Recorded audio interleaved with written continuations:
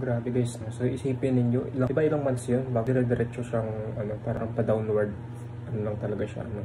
So sobrang pagbaba, kung makita nyo dito sa graph na to, simula nung release niya, makita nyo, pababagsak talaga siya. Pero ngayon guys, pag-uusapan natin kasi may bigla ang update akong ibibigay sa inyo kasi biglaan yung taas ng presyo ni Picoin, ni Pi Network, okay? And today, sobrang excited akong i-share sa inyo kung bakit nga ba siya nangyari at i-share ko yung insights ko dito, okay? Ito guys, hindi siya financial advice. So, huwag niyong i-take as financial advice yung sasabihin ko dito. So, ito po is opinion ko lang bilang isang pioneer na 5 to 6 years na akong pioneer ni Pi Network. So, magbabasa lang ako based sa experience ko dito, okay? So, don't take this as a financial advice. Since nakita natin na biglang taas yung presyo ni Pi Network or in Picoin. So dati, ang unang release ni Picoin sa mga exchanges, yung value niya is nasa $3.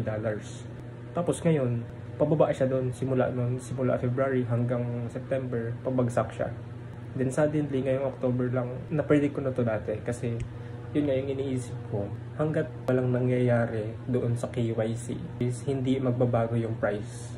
So ngayon, since biglaan yung taas ng presyo ni Pi, may kinalaman siya doon sa KYC. So kung makita ninyo, doon sa pinaka-interface ng Pi Network application nyo, sabi ng Pi Core team is meron ng additional 3.36 million na nakapasa sa KYC. Ang ibig sabihin na lang nun guys, yun yung naka-apekto sa pagtaas ng presyo ni Pi Network.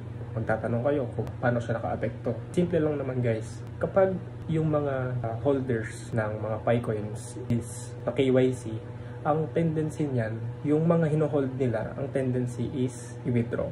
Since yung mga Pi Network users ngayon, ang pinaka-goal lang nila is mag-dump. So sa mga di pa nakakaalam kung ano ibig sabihin ng dump, nakuha nila nakakarampot na amount ng Pi is wala silang ibang long-term goals kundi i-cash out or ibenta agad yung mga Pi coins nila. So, yun yung ginawa ng karamihan sa mga Pi Network users nung time na na-verify yung kanilang KYC. Sa mga crypto exchanges kasi kapag tumami yung nagbenta ng kanilang cryptocurrency, ang tendency niyan guys is tataas din yung presyo niyan. Kasi mas mababa yung pressure doon sa selling. So bumaba yung supply ng Pi na available to sell. Since bumaba yun, tataas talaga yung presyo. Kapag kasi mas konti yung nag-hold, mas pataas yung presyo. So kung titignan natin dito kay Bitcoins, is that sobrang hirap makakuha ng mga ganon. For example, yung Bitcoin. So, sobrang hirap makakuha ng Bitcoins. So kapag yung isang bagay mahirap siyang kunin guys, ang tawag yun scarce. So kapag scarce ang isang bagay, malaki yung presyo niyan. Paano natin to i-connect doon sa Pi Network sa pagtaas ng presyo ng Pi? So, since pag kumonte yung humahawak ng Pi Network, kasi nga binenta nila kasi ayun, nakapasa sila sa KYC. So yung tendency nun, konti lang din yung mga Pi coins na available to sell.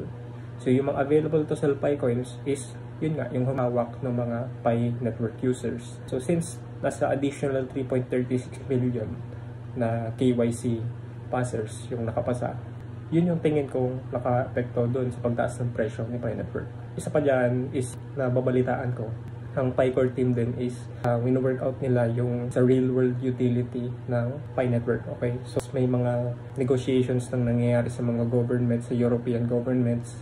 I'm still not sure about that, pero this time nakikita ko na wino-work talaga nila na magkaroon ng real world and virtual na utility yung Pi coins. So, isa dyan, gusto kong gawa ng video guys to Gusto kong gawa ng video yung regarding doon sa pagkakaroon ng virtual utility.